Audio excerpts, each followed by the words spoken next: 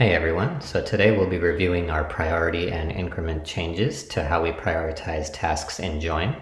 As you may be familiar, we originally had a numerical scoring concept with a score and an increment which was rather arbitrary. We are now moving to a relative scale based on simple qualitative inputs such as low, medium, high, and critical. And our increments are now converted to an input of the number of days to go from one level of priority to the next level. So I've got a sample demo task template that I've opened up here, and you'll notice this drop down called Priority Template or Select Priority Template. So what are we selecting here for this template? Let's go over what this means. You'll see the syntax has three terms. The first term is the base priority.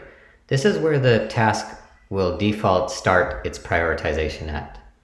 The second term is the max priority that it can get to. For example, certain tasks may not get higher than a low or a medium or a high. So the second term defines the max priority. The third term is the number of days it takes to move from the current priority to the next priority. If you see the same value in the first term as is in the second term, for example, low, low, or medium, medium, or high, high, that means the task will start and remain at that priority and will never really move higher. We have various combinations of these from low, low to critical, critical, and everything in between.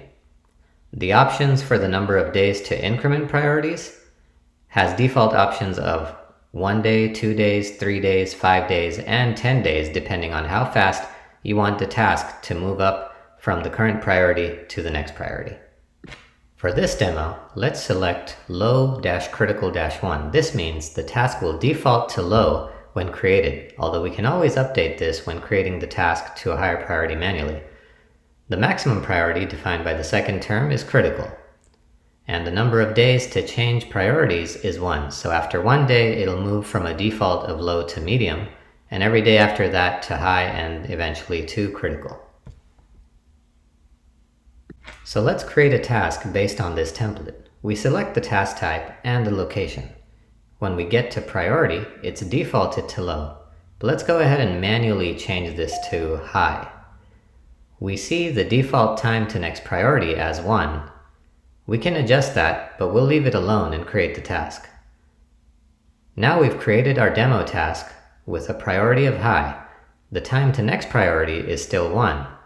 So tomorrow, this will turn into a critical task. Now let's look at the concept of a priority alias. Sometimes your users may have a different way of referring to priorities in the field. JOYN allows you to add priority aliases and map them to the underlying low, medium, high, and critical terms.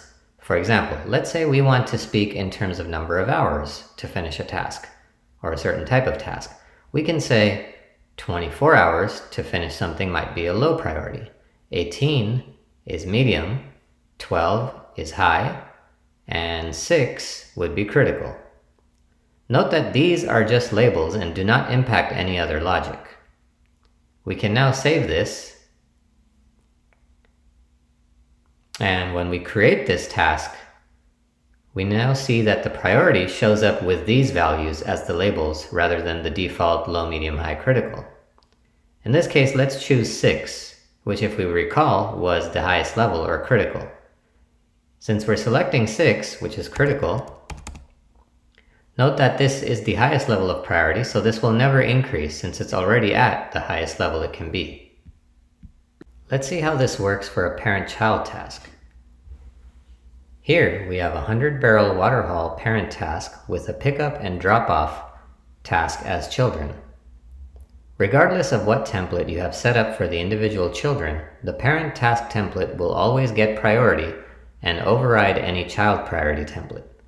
In this case, the parent template has low critical 1, and that's what will apply to the children as well. When we create the parent, we can see that whatever priority and time to next priority we select for the parent also applies to the children. Note that we can individually change the children priorities if needed after the parent priority is set. Well, that's all we have for our priority changes. Please reach out if you have any questions and we'll be more than glad to answer them. Thank you and have a nice day.